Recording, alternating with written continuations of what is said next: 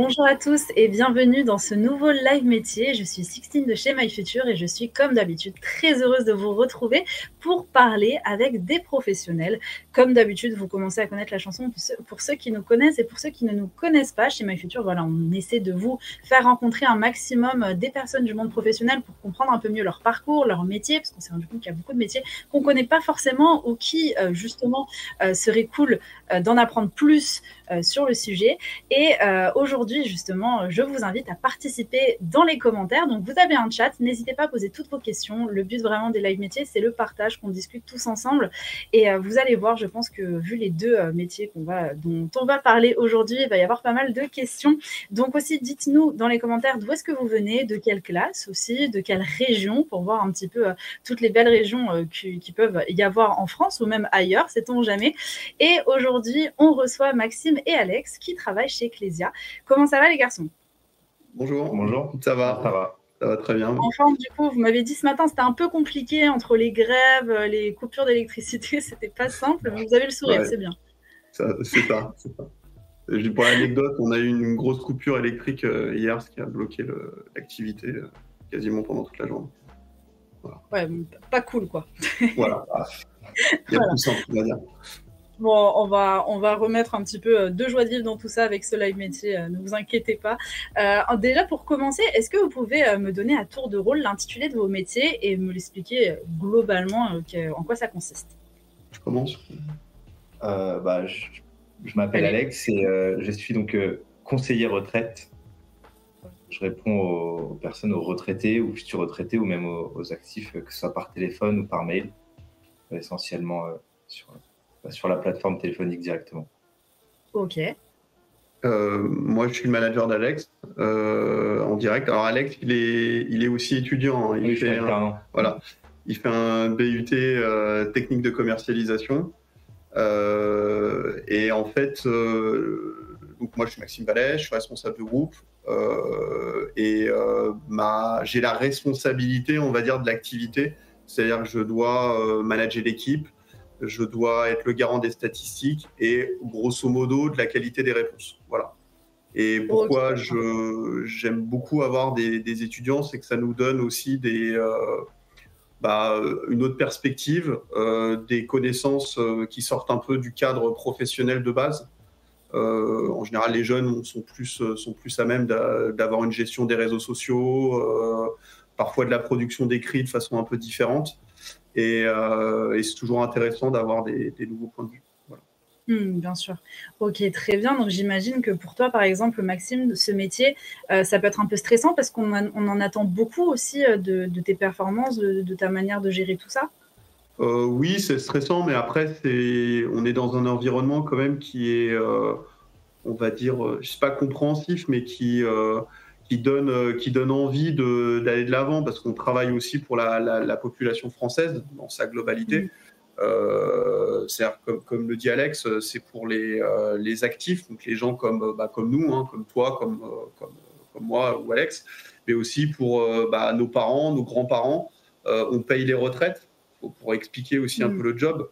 Nous, on paye les retraites. Donc, toutes les retraites françaises sont payées par les caisses de retraite complémentaires. Le groupe Clésia, dans lequel je travaille, est le 5e groupe qui en fait partie. Et donc nous, notre but, c'est de liquider les droits, c'est-à-dire de calculer les retraites et après de les payer. Voilà. Donc on travaille aussi pour le bien commun. Oui, c'est ça. Il y a vraiment une mission, une vocation quelque part aussi. C'est une certaine fibre. Parce que du coup, tout à l'heure, Alex, tu disais que tu étais aussi en contact aussi avec les retraités. Donc j'imagine que le côté social, il est super important dans tes fonctions. Il est très important et comme le disait Maxime, on aide les gens, et ce qui est bien aussi avec ce côté social, c'est qu'à la fin de la journée, on sent qu'on a aidé des gens, qu'on a été utile durant cette journée et dans ce qu'on a fait. Ouais, c'est ça qui est un peu, ça fait plaisir, c'est qu'on vous sentez que vous travaillez pas pour rien, quoi. Il y a un résultat derrière, et puis ça aide vraiment des personnes. Et c'est vrai que le côté social pour ça, c'est vrai que c'est un super milieu quelque part. Même si j'imagine que parfois ça doit être compliqué parce que là aussi c'est de l'humain. Donc, Oui. parfois, il faut un petit peu gérer parce que tu me disais que des fois, tu réponds aux clients et tout ça. Donc, j'imagine que tu peux avoir des personnes qui sont pas très contentes parfois au téléphone. Comment ça se passe? Bah, c'est sûr que dès qu'il y a un problème, bah, c'est nous la première barrière, les premiers interlocuteurs qu'ils ont. Donc, c'est sur nous qu'ils vont décharger le problème et peut-être l'énervement qui en revient. Puis après, c'est à nous de le gérer, de leur proposer une solution et c'est toujours sympa quand ça finit sur un merci ou sur quelqu'un de plus Ouais. joyeux qu'il ne l'était. Quand tu dis ouf, j'ai C'est ça. réussi à éteindre l'incendie quelque part. Ok, très bien. Bon, alors du coup, on a déjà préparé un peu en amont lors du coaching les diverses tâches que vous rencontrez dans vos métiers. Donc, on va pouvoir l'afficher directement. Est-ce que vous pouvez un petit peu me commenter pour m'expliquer un peu mieux? Parce que là, je vois des tirets, répondre aux clients, constitution des dossiers, etc. etc. En quoi ça consiste enfin, avec un peu plus de détails? Bah, pour le premier point, donc c'est plus mes tâches à moi. Donc les réponses aux clients, comme on en a parlé, que ce soit par mail ou par téléphone, c'est ce que je fais le plus et ce qu'on fait en tout cas le plus sur la plateforme ici. La constitution des dossiers, c'est que, bah, comme l'a dit Maxime, on liquide les droits, donc c'est nous qui allons calculer en fait la future retraite complémentaire des allocataires qui nous appellent. Alors, allocataire, peut-être parfois, Ouais. enfin liquider, c'est des termes qui sont pas forcément simples.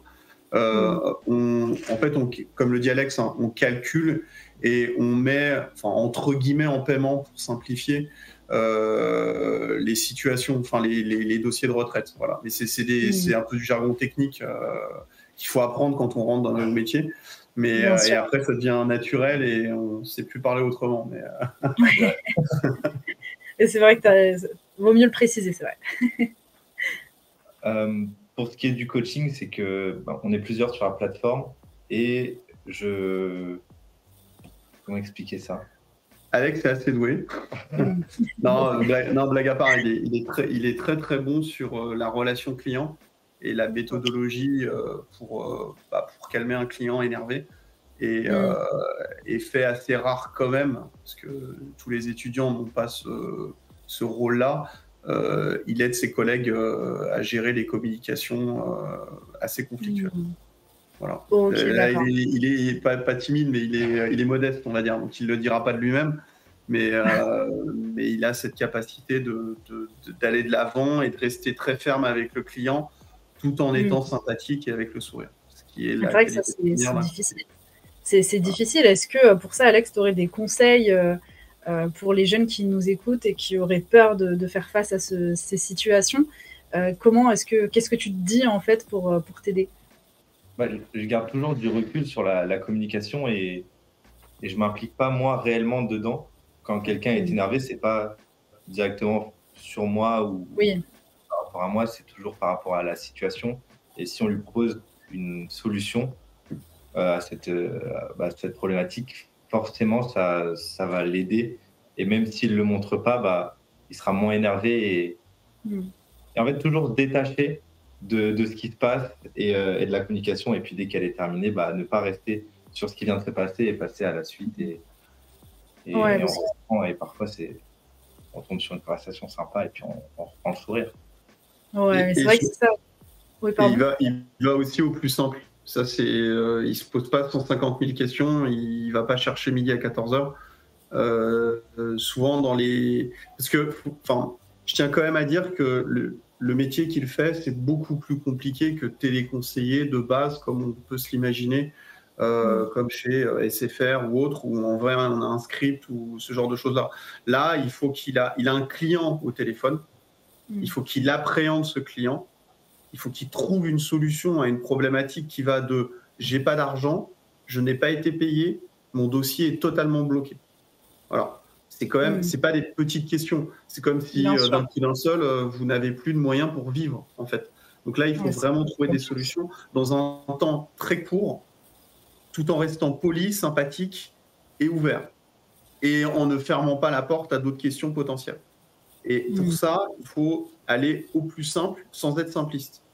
Voilà, c'est quelque chose peut-être un peu compliqué à Ouais, non, comprendre comme ça directement, mais voilà. Et la qualité d'Alex, je pense, c'est d'appréhender les questions de façon simple, mais pas pas en n'ayant rien à faire du client, justement. Il se détache, mais il n'est pas non plus totalement détaché.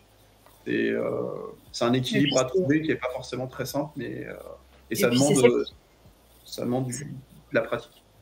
C'est ça qui doit être dur aussi, parce que quand on est sur des métiers justement comme ça, où il y a beaucoup de relationnel, beaucoup de social, c'est difficile de faire la part des choses quand on arrive au week-end et de décrocher quelque part avec tout ce qu'on a eu dans la semaine. Donc je pense que c'est aussi une qualité, comme tu disais, au niveau d'Alex, qu'il a de réussir à prendre du recul. C'est vrai que ça, j'imagine que c'est important dans ces métiers de prendre du recul. Et alors ensuite, dans les tâches, je vois réseaux sociaux. Qu'est-ce que tu fais au niveau des réseaux sociaux? Qu'est-ce que tu fais les mêmes personnes en soi qui nous appellent ou qui nous envoient des mails peuvent aussi nous contacter via les réseaux sociaux. Donc, que ce soit Twitter, on a Facebook, et c'est tout. Et donc là, mon but, c'est de leur répondre, de dialoguer. Donc là, c'est plus du dialogue que par mail, où c'est vraiment question-réponse. C'est du dialogue, on essaie de résoudre les problèmes directement via les réseaux sociaux. Après, sur Twitter, c'est quand même assez touchy. Hein. Là, on met pas tout le monde sur Twitter. Autant sur... quand on dit Facebook, c'est Messenger, en vérité. On utilise Messenger comme une espèce de boîte mail bis. Facebook, c'est un peu le réseau social des plus anciens, on va dire. Et donc, ça touche ma génération. Enfin, j'ai une quarantaine d'années. Concrètement, c'est vrai qu'on peut avoir ce réflexe de se dire, tiens, je vais aller les contacter aussi sur Messenger. Donc ça, c'est un canal qui reste quand même assez important. Mais Twitter, pour le coup, on dialogue à ciel ouvert, quoi. Donc, il faut faire quand même très attention à ce qu'on écrit. Et pour ça, on ne le confie pas non plus forcément à tout le monde. Voilà. Ouais, ok. Donc, on a confiance en Alex. Ouais. Non, mais oui, je le dis parce que nous, Clésia, on essaye quand on embauche des étudiants et des jeunes pour faire c'est pas des stages, mais une alternance. Une alternance, voilà, j'ai plus le mot. On essaye de leur faire confiance au maximum et de leur donner les possibilités. Après, Alex nous l'a prouvé aussi, c'est-à-dire qu'on l'a fait écrire, on lui a fait faire des mails, on a vu qu'il n'y avait pas de problème au niveau de l'écrit. J'ai quand même pu voir qu'il avait une espèce de recul aussi par rapport aux gens. Il y a une insulte, il ne va pas bêtement répondre. Il faut avoir ce recul-là aussi. Et il avait la maîtrise technique, parce que ça on n'en parle pas, mais il maîtrise la technique, c'est-à-dire la réglementation, quand je dis la technique, ce qui fait qu'on peut lui laisser la main sur Twitter. Voilà. Ok, donc les yeux fermés. Et là, c'est filaire, hein. Twitter, autant sur les mails, je peux les relire et compagnie. Là, Twitter, c'est adviendra que pour. Ouais, ça peut partir très vite, c'est le problème de ce réseau social. Et qu'est-ce que c'est la production d'écrit? Production d'écrit, c'est que c'était quand? Septembre, commencé à rédiger un PowerPoint, une présentation pour la formation des nouveaux conseillers qui nous rejoignaient sur la plateforme. Ouais. Et en fait, on a changé il y a pile un an, on était sur le secteur purement Clésia, c'est-à-dire qu'on ne répondait qu'aux clients Clésia. Et il y a un an tout rond, on a basculé et on est arrivé dans le communautaire. C'est-à-dire qu'on peut répondre pour les clients de la G2R La Mondiale, de Malakoff Médéric, de d'autres institutions. Et le périmètre d'action a totalement changé. Je ne dis pas qu'on a changé de métier, mais on a quasiment changé de métier. Voilà. Et Alex est très à l'aise sur PowerPoint, sur Word et compagnie, enfin voilà, avec Office en général. D'ailleurs, si je peux vous donner un conseil, les jeunes, entre guillemets, c'est d'être très bon sur ce genre d'outils. Ça ouvre des portes et ça ouvre des possibilités vraiment importantes. Voilà. En fait, ça va devenir le minimum du minimum du minimum pour le moindre job que vous allez faire. Donc, il faut au moins manipuler avec aisance ce genre d'outils. Si vous voulez travailler dans ce genre de domaine, on va dire. Et Alex est très doué pour ça. Et donc, on l'a mis en première ligne pour rédiger le document officiel Clésia des caisses de retraite complémentaires en ce qui concerne notre périmètre d'action. Voilà. Ok, très bien. Et ça fait combien de temps, du coup, Alex, que tu es chez Clésia en alternance? Ça va faire 1 an et demi, depuis septembre 2021. Ok, d'accord. Donc, ça fait déjà un petit paquet de mois. Oui. Ok, très bien. Donc, alors, je propose qu'on passe sur Maxime, du coup, que tu nous Ouais. dises un peu plus. Donc, le management d'équipe, on le sent déjà, hein, que tu es déjà manager dans l'âme à ta manière de parler et la manière dont tu parles de Alex, et ça fait plaisir. Mais qu'est-ce que tu peux nous dire un peu plus en détail les diverses tâches de ton métier? Bah, le management, c'est de s'occuper d'une équipe. J'ai une équipe de 10 personnes à peu près. Enfin, ça dépend.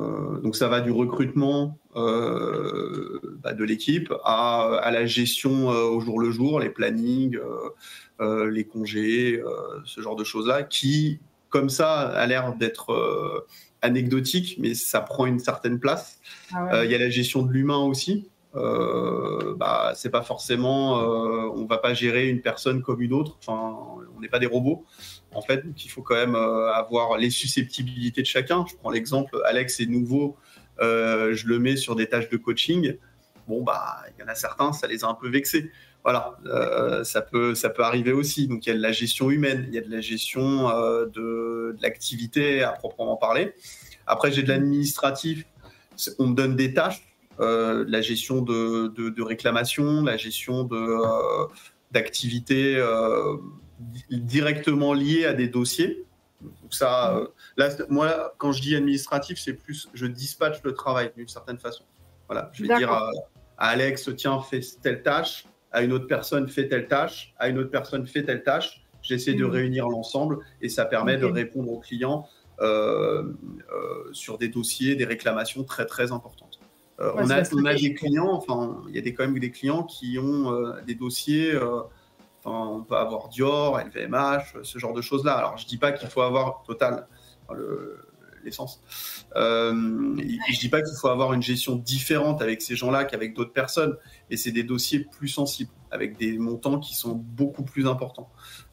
Et donc, ça demande, on va dire, une gestion un petit peu plus fine. Et en règle générale, c'est moi qui m'occupe de ce genre de dossier. Voilà. Toute la partie statistique, je déroule un peu la suite.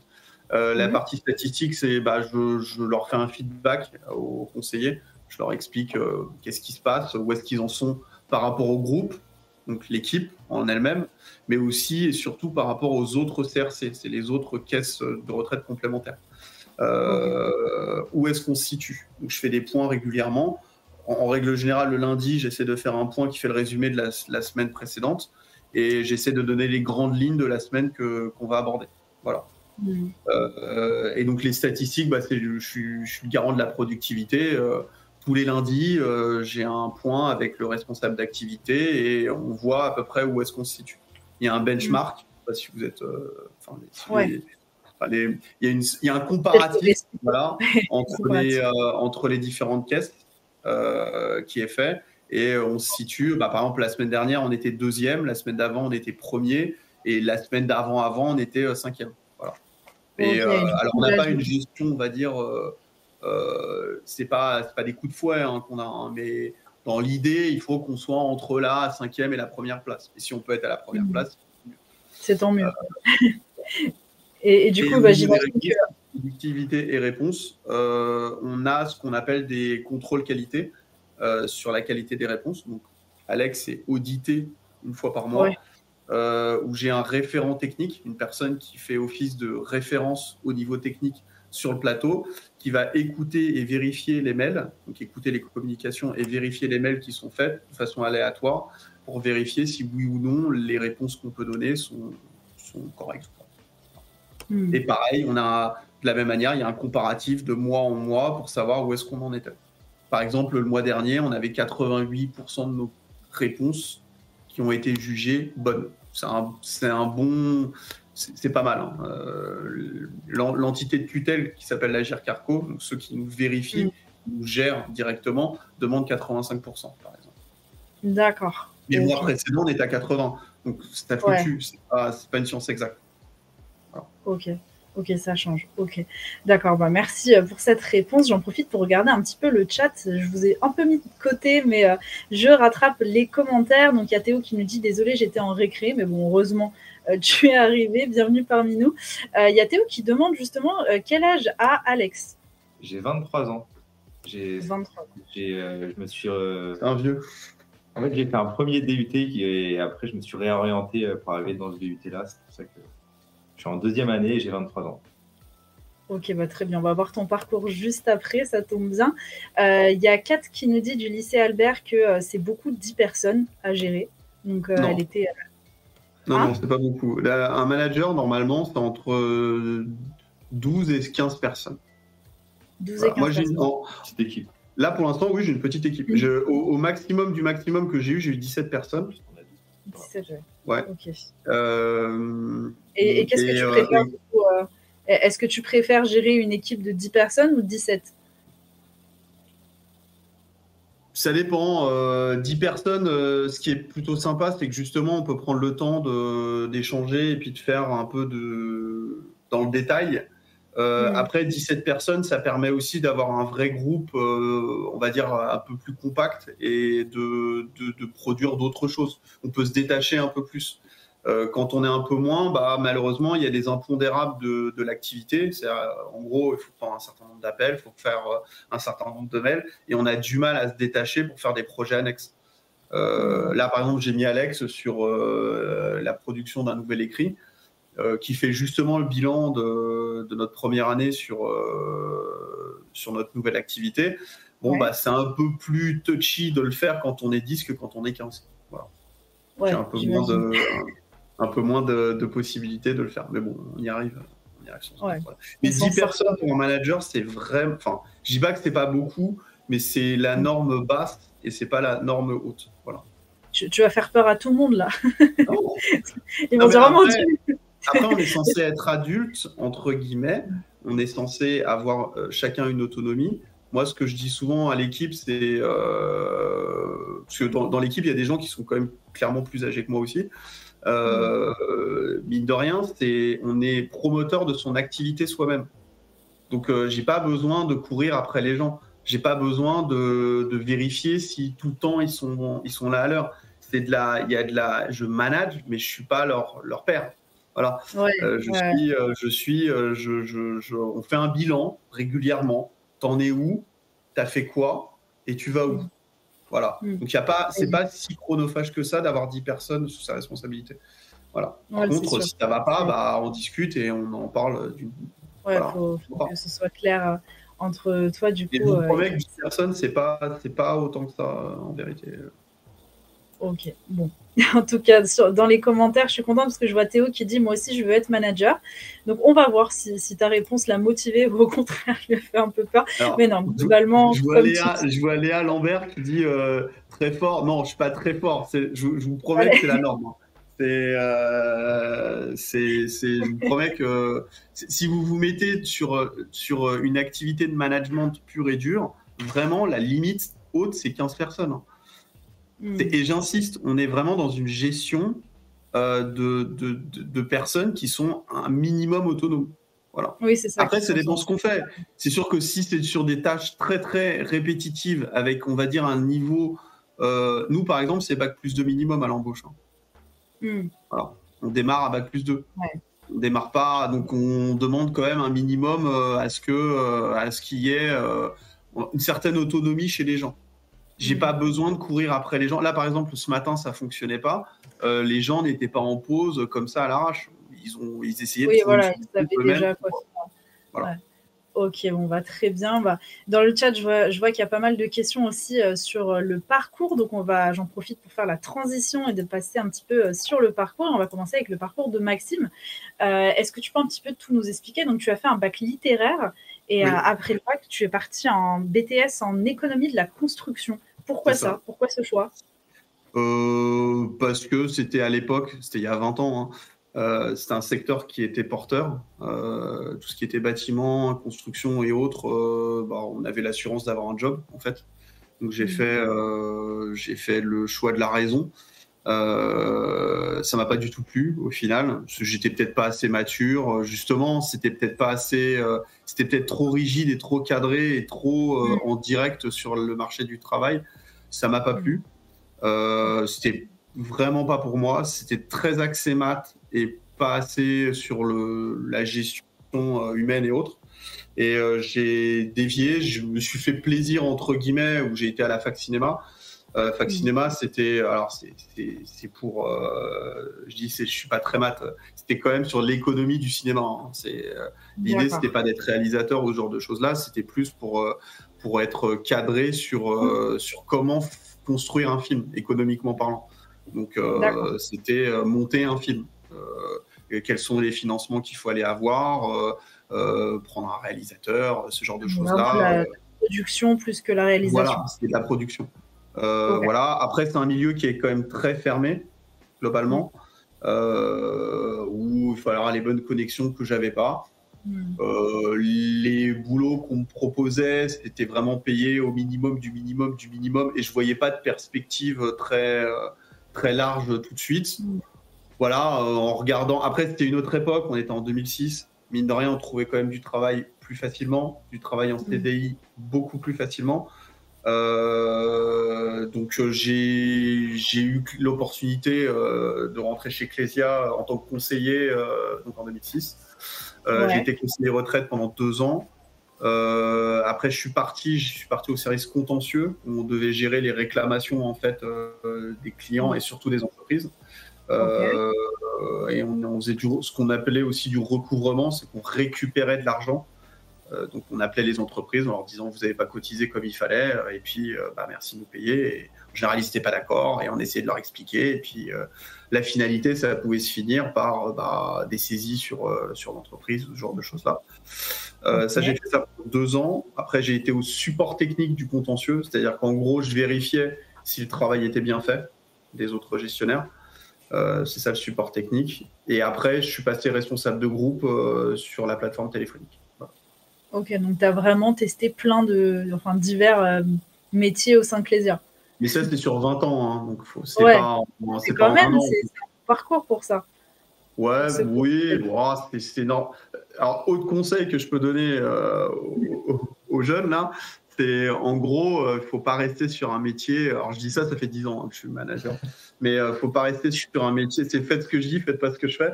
Il faut pas rester sur un métier trop longtemps. Il ne faut pas s'enfermer dans une activité à proprement parler. Si ça ne nous plaît plus ou si on n'a plus vraiment d'intérêt, ça ne sert à rien de rester et de s'ennuyer. Voilà. C'est ça. Alors, ça me fait rire parce qu'il y a Kat sur le chat qui te demande si tu as monté un film.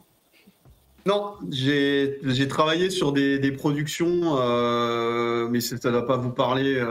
C'était le baiser mortel du dragon donc ça ne doit vraiment pas vous parler. Une production Luc Besson, ça doit peut-être plus vous parler. Voilà, j'ai travaillé chez EuropaCorp en stage pendant 2 ans. Mais non, j'ai pas monté de film à proprement parler. Sinon, j'avais des potes qui faisaient des courts-métrages, j'ai participé à la prod, des trucs plus amateurs. Quoi qu'il y en a un il est encore peut-être dispo sur YouTube, ça s'appelle Spadassin. C'est l'histoire d'un jeune homme qui vit sa vie comme un mousquetaire. Voilà. C'était assez spécial, mais c'était rigolo et c'était plutôt bien réalisé. Voilà. Ok, génial. Et enfin, dernière question, elle te demande qu'est-ce qu'est un contentieux ? Alors un contentieux, c'est ne pas être d'accord avec quelqu'un. Si j'ai un contentieux avec toi, Sixtine, on va pas être d'accord sur la manière dont tu m'as vendu le live, par exemple. Et je vais te dire, non, ce n'est pas ce que tu m'avais dit. Et toi, tu vas me dire, mais si, je t'ai envoyé un mail, je t'ai expliqué comment ça devait se passer. Et là, on est d'accord, on n'est pas d'accord. Mais un contentieux, c'est ne pas être d'accord avec quelqu'un.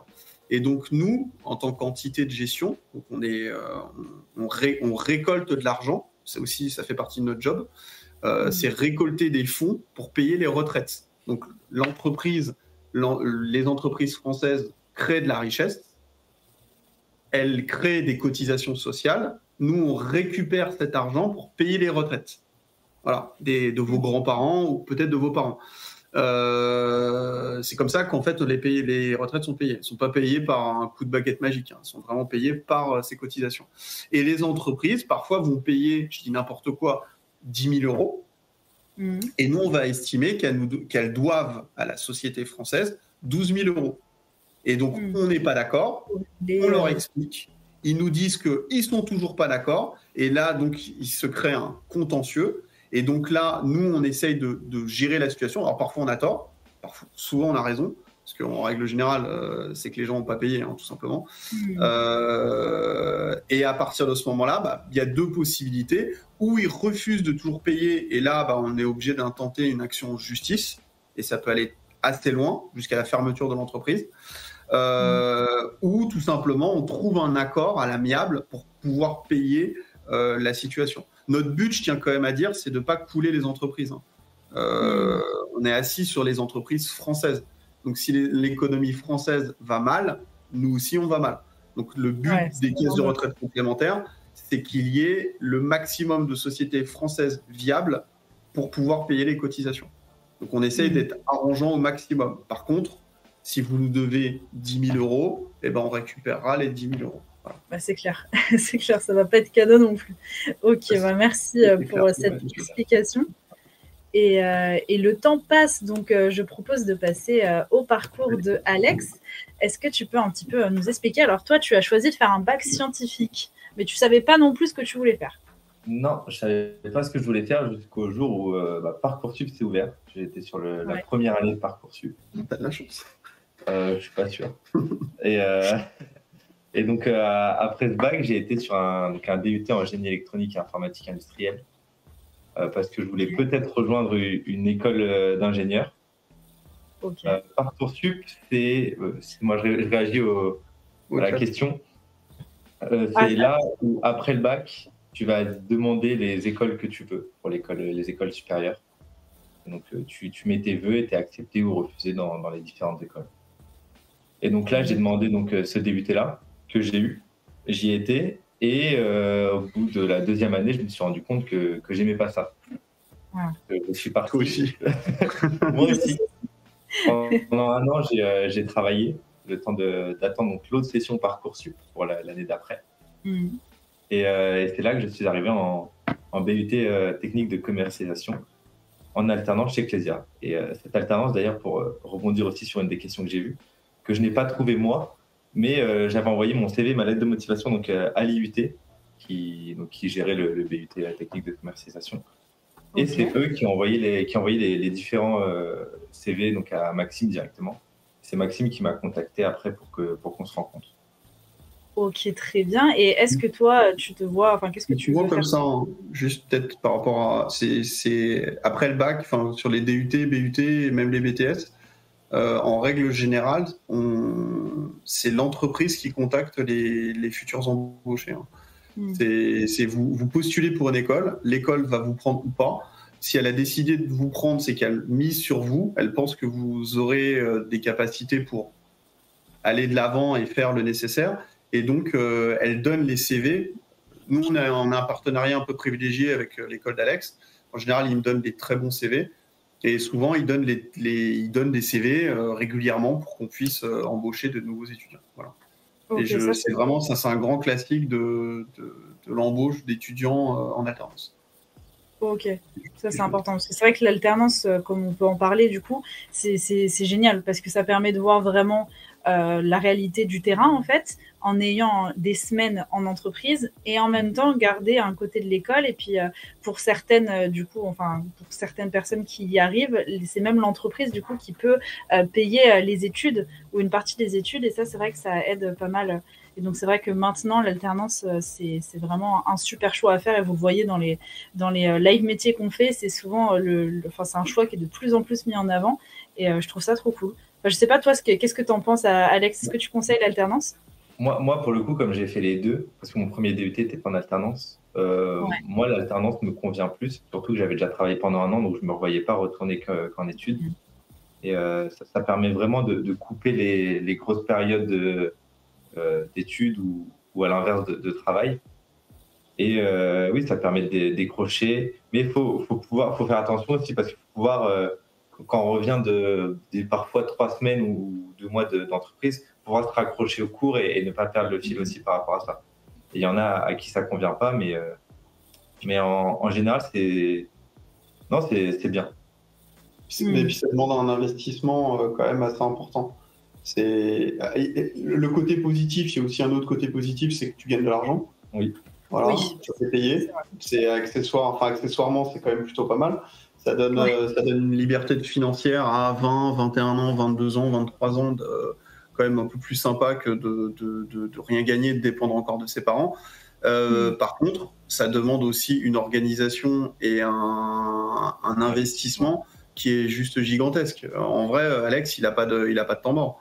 Du lundi au vendredi, quand il est chez nous, il est quand même à 100% chez nous et c'est pas à l'école bis. Donc on lui demande des choses. Moi, je lui demande une activité quand même où il doit être 100% concentré avec nous. De l'autre côté, ses week-ends, ils sont consacrés en gros à travailler les cours, quoi. Donc ça demande un investissement quand même qui est plus large et plus profond que s'il n'était que en études. Merci pour ces précisions en tout cas. Et puis dans les commentaires, comme vous pouvez le voir, ça a l'air de plaire. En disant que c'est quand même cool parce qu'en plus de ça, on est payé. Ça, c'est vrai que c'est un atout non négligeable. Donc, justement, en parlant des atouts et des choses un peu moins cool, on va revenir sur les 2 choses que vous préférez dans vos métiers et les 2 choses que vous aimez le moins. En choses que vous préférez, vous m'avez dit la liberté d'action et la confiance. Donc ça, c'était Maxime, je crois. C'est ça. J'ai la chance aujourd'hui, alors ça c'est quelque chose qui peut rester et qui peut aussi s'en aller à n'importe quel moment. J'ai la chance aujourd'hui d'être dans une entreprise qui me laisse faire à ma façon. Donc ça c'est quand même assez rare, j'en ai conscience. Ça peut s'arrêter du jour au lendemain, on peut avoir une nouvelle orientation, quelque chose de beaucoup plus cadré. Mais aujourd'hui, au moment où on se parle, c'est vrai que je gère un peu la plateforme un peu comme je le sens. Ça peut s'en aller aussi parce que les résultats sont mauvais. En fait, c'est un classique dans n'importe quelle entreprise. On vous fera confiance et on vous donnera toutes les libertés du monde si vous avez des résultats, des bons résultats. Voilà. Je pense que Sixtine aussi, on lui laisse une certaine liberté. Du moment que les lives sont bien faits, que c'est bien amené, qu'il n'y a aucun problème et que tout se passe bien, de la même manière, je pense qu'on te laissera une certaine liberté d'action. Si demain, les résultats sont pas bons, les connexions sont pas bonnes, ce genre de choses-là, les lives se font pas, malheureusement, les gens vont avoir tendance à regarder un peu plus notre travail. Donc, en fait, il faut être bon dans son activité. Il faut donner la confiance, il faut qu'on donne confiance aux interlocuteurs de nous faire confiance. Et derrière, c'est un peu la même chose. Et je pense que Alex, souvent, il y a des fois, je lui dis, par exemple, pour le document là, qui doit résumer notre année, le postulat, c'était débrouille-toi, en fait. Ta carte blanche. Produis-moi quelque chose, puis après on verra, on ajustera. Alors entre la V1 et c'est les versions. Entre la version 1 où elle est un peu parti dans tous les sens et la dernière, ça n'a aucun rapport. Mais l'idée, c'était de fais, puis après on verra en fait. Et après on ajuste. Et Alex me donne assez de garanties pour que globalement je puisse lui laisser les clés du camion sur pas mal de sujets. Mais parce que j'ai confiance en lui, parce que il m'a prouvé que je suis malade, je suis pas là, il y a un problème, c'est presque comme d'habitude en fait. Je peux partir en vacances, il est là, il va travailler de la même manière que si j'étais là. Et justement, à ce propos, parce que là, je vois depuis tout à l'heure, je trouve ça génial parce qu'on sent, Maxime, que tu as beaucoup d'intérêt envers Alex et que tu le soutiens et que franchement, tu as l'air d'être un super supérieur pour lui. J'imagine que ça va être un peu, pas compliqué, on va dire, mais quand il va partir, comment toi tu le sens quand les alternants ils partent? Est-ce que tu es un petit peu triste? Au contraire, tu es content pour eux parce qu'ils partent pour de nouvelles aventures? Comment ça se passe? Alors, je le fais. Non. Bon, on en avait beaucoup discuté. En fait, Alex, il a 3 ans d'études dans la globalité. Et nous, je pense que les 2 premières années, ce sont les meilleures années. La 3e année, il va falloir quand même qu'il se spécialise sur de la vente plus pure et dure. Et globalement, on en avait parlé à peu près au tout début. Je lui ai offert 2 ans de contrat. Et je pense que la 3e année, c'est quelque chose où il faut qu'il s'émancipe et qu'il aille ailleurs. Donc moi, ça ne me pose aucun problème que les gens partent. L'idée, c'est de leur donner un marchepied pour faire autre chose.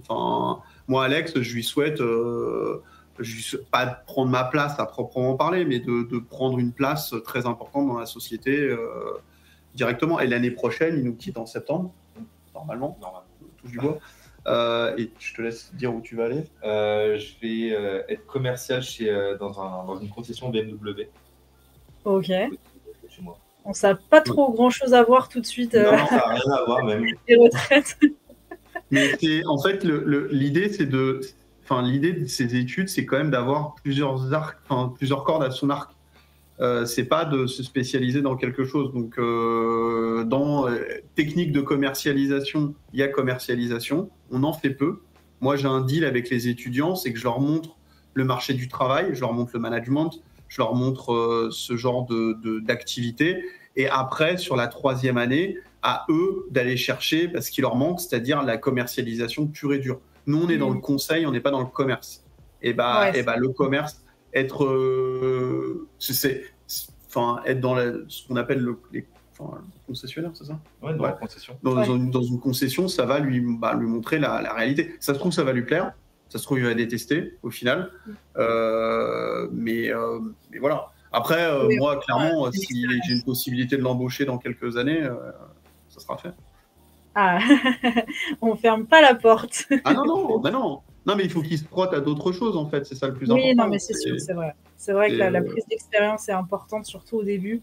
C'est important de voir un peu tous les domaines pour voir dans lequel on se sent le mieux et pour ensuite bien travailler par la suite. Et alors, l'autre chose, on en a déjà parlé, mais la sensation d'être utile, c'est vrai qu'encore une fois, dans le social, c'est super important. Et il y a vraiment ce côté de satisfaction parce qu'il y a un retour directement sur chaque situation. Petit conseil, petit tips aussi par rapport, avant d'aborder ça, c'est le réseau. On n'en parle pas beaucoup. Ouais, c'est vrai. Alex, il se constitue un réseau là aujourd'hui. C'est-à-dire qu'il a mon numéro de téléphone, il a mon mail. Je sais pas, dans 2-3 ans, s'il cherche du boulot, il s'est fait connaître chez nous, chez Clésia. Il s'est pas fait connaître que chez moi. Il y a d'autres personnes qui m'ont demandé son CV. Son réseau commence à grandir. Il aura Clésia, il aura possiblement BMW, il aura possiblement d'autres, ses potes en BUT. C'est des gens qui vont rentrer dans d'autres boîtes. Voilà. Le recrutement, c'est quand même quelque chose d'assez compliqué. On ne sait jamais, c'est toujours un pari. On jette une pièce en l'air et puis on attend de voir si ça va fonctionner. Si on nous recommande des gens, il y a une mini-sécurité quand même qui arrive en plus. Alors, je ne dis pas que tout se joue là-dessus, mais le réseau, c'est très important. C'est faites-vous, quand vous allez aller dans des entreprises, même si l'entreprise ne vous plaît pas, il faut absolument ne pas se fâcher avec eux, parce qu'on ne sait jamais les retours d'expérience. Moi, j'ai été jeune, j'ai fait des stages dans des entreprises, il y en a eu 1, 2 où ça ne s'est pas bien passé. J'ai été très idiot et je suis parti en mauvais termes. Je l'ai payé après, en fait. Parce que les milieux sont tout petits. Le milieu de la retraite complémentaire, c'est 100 personnes qui se parlent entre elles. Et ça va très vite. Ah, j'ai eu ce CV, tu le connais? Oui, je le connais. Ah non, c'est pas bien passé chez moi. Ah bon? Pourquoi? Et puis après, c'est terminé. Donc, faites attention à votre réseau. Vous avez compris le message. Et puis, c'est vrai qu'en plus de ça, pareil, dans le cinéma, peut-être que ça vous permettra de faire un film aussi plus tard. On sait trop jamais. Et donc du coup, la sensation d'être utile. Après, je ne sais pas s'il y a vraiment quelque chose à rajouter, parce qu'on en a déjà parlé tout à l'heure. Est-ce que vous avez d'autres choses à rajouter à ce niveau-là, ou on passe tout de suite sur les choses que vous aimez le moins? Non, il n'y a pas grand-chose à ajouter. On a parlé tout à l'heure déjà. Ok, alors dans ce que vous aimez le moins, vous m'avez dit le nombre d'heures et la répétition. Le nombre d'heures, c'était plus toi. Ouais. La répétition, c'était plus moi. Le nombre d'heures, comme je suis responsable d'équipe, on est responsable de l'activité et donc on est responsable aussi. On a la responsabilité, donc régulièrement, c'est moi qui fais le plus d'heures, clairement. Ouais. La semaine dernière, ma collègue n'était pas là. En gros, j'ai fait l'amplitude horaire de quasi de A à Z. Voilà. On a des impondérables. Par exemple, ce soir, je vais finir assez tard. Il y a la grève, il n'y a pas la grève. J'ai envie de dire, c'est pas le problème de la boîte. Après, on est rémunéré aussi en conséquence. Faut pas. Là, je fais pas. Moi, ce que je dis souvent à l'équipe, c'est selon le salaire aussi des gens, je vais avoir un certain degré d'exigence. Quelqu'un qui est très bien payé, oui, je vais lui demander d'être un peu plus présent ou de pallier aux absences à droite à gauche. Quelqu'un qui est au SMIC, je vais pas lui demander autant qu'à quelqu'un qui est très bien payé. Parce que que sur une question d'horaire, jour week-end, enfin week-end, vacances, etc. Bon, j'imagine que du coup, via l'alternance, c'est déjà bien quadrillé. Mais à ton niveau, du coup, Maxime, c'est vraiment plus s'il y a des problèmes à résoudre, tu peux être amené, par exemple, à travailler le week-end ou à faire des heures sup, du coup. C'est assez rare le week-end, soyons honnêtes, parce que les activités des caisses de retraite complémentaires, c'est vraiment du lundi au vendredi.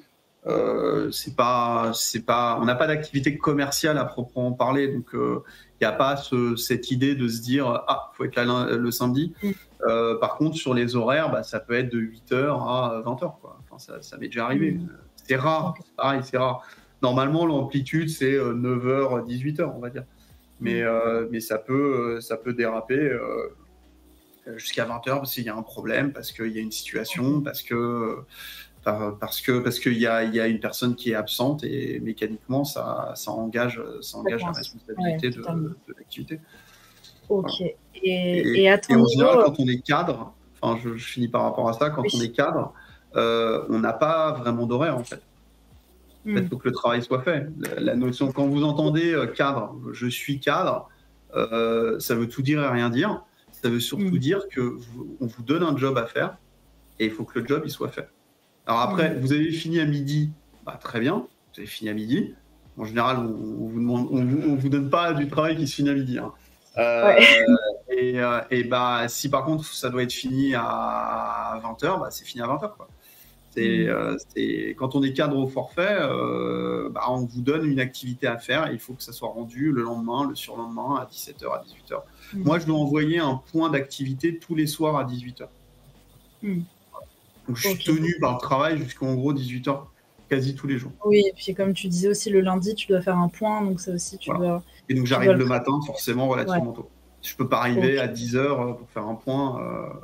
Parce qu'il faut que j'analyse les chiffres en amont et ça se fait pas comme ça. Ok. Donc, après, avec l'ancienneté, on arrive à aller plus vite. C'est moi, j'anticipe. Le vendredi, c'est à peu près quoi raconter le lundi. Mais quelqu'un qui vient d'arriver, ça sera beaucoup plus dur pour elle. Forcément, c'est sûr, il faut s'adapter, il y a un temps d'adaptation, mais après, ça va mieux. Et pour Alex, du coup, rapidement, tu disais la répétition, à quel niveau? On répond au téléphone et aux mails toute la journée. Quand on est sur de la production pure et dure, donc on doit enchaîner en fait les appels, je raccroche, je décroche un nouvel appel, je réponds, je règle le problème. Je raccroche, je redécroche un nouvel appel et c'est là-dessus qu'on peut avoir de la répétition. Puis tu as 50 clients.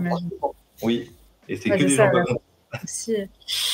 La fatigue, le côté tempériser sans arrêt les discussions, ça doit être assez compliqué, j'imagine, à la longue. Mais heureusement que tu fais ce travail, heureusement que tu es là, parce que c'est vrai que c'est important aussi d'aider les gens à tous les niveaux. Donc, je vous propose qu'on passe à la suite, parce que malheureusement, là, le temps passe assez vite. On devait finir à 45 et il est déjà 49 bientôt, mais on va y arriver. Il y a encore d'autres choses importantes à dire.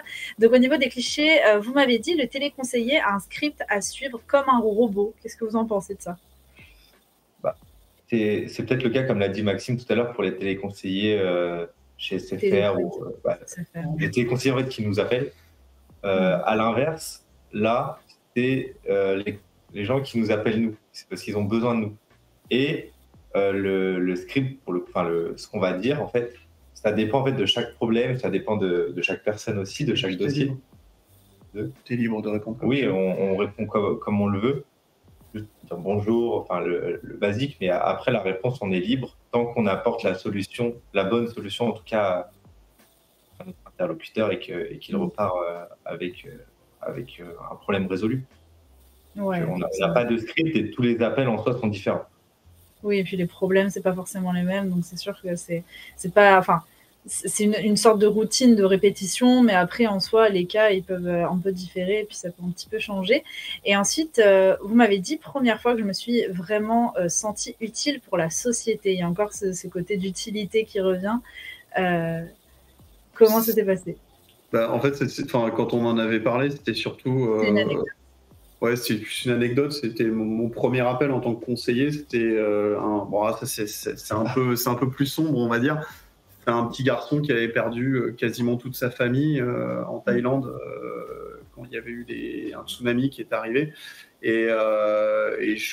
Tout premier appel, et j'ai dû gérer, on va dire, le rapatriement, j'ai dû gérer la gestion du dossier pour qu'il ne se retrouve pas sans dessous, parce qu'il avait vraiment perdu tout le monde, en fait. C'était... il allait droit à la DAS, slash sa grand-mère qui était en état de choc extrême, et enfin, c'était assez terrible. Donc j'ai pas pu tout gérer, bien évidemment, j'étais débutant, donc j'ai vite passé la main, mais là, j'ai vite compris quand même qu'on faisait pas un job si peu utile à la société. Voilà, là, j'ai tout de suite vu que j'ai touché du doigt le fait que c'était qu'on pouvait avoir une action positive sur la vie des gens. Voilà. Ouais, c'est ça, pouvoir accompagner, à quel point ça peut être important. Ouais, bah, franchement, c'est sûr que j'imagine qu'il y a tous les cas de figure qui peuvent arriver tous les matins, donc c'est sûr que c'est pas tous les jours comme ça, hein. Les 3/4 des questions, c'est j'ai pas eu mon paiement. Où en est mon dossier? Ouais. Où en est mon dossier? Rendez-moi mon argent. Mais c'est hyper important, hein. C'est comme si demain on n'était pas payé, on attend l'argent le 25 du mois et on est le 7 et on n'a toujours pas d'argent et le loyer est tombé. Un petit souci administratif, des fois ça peut durer pendant des semaines et des semaines et être très angoissant, alors qu'au final c'était juste une petite formalité. Ouais. C'est sûr que c'est compliqué.